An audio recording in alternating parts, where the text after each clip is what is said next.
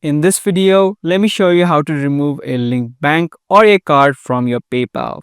Welcome back to a new tutorial video on Howgenic.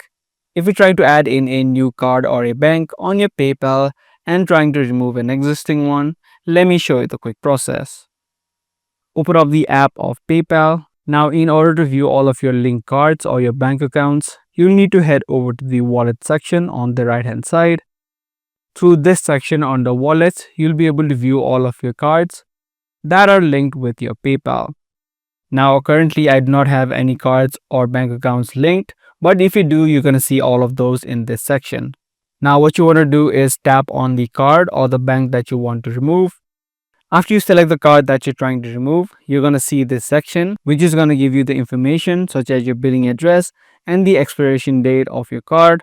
Now, in order to remove it, you just need to tap on the remove card option on the bottom right. This way the card is going to be removed. You can do the same process for the bank account as well.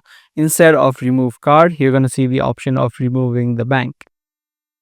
So whether you have a bank account or a card linked with your PayPal, it's going to be the same process of removing it. I do hope this guide video did help you out. If it did, be sure to subscribe and also make sure to give this video a thumbs up.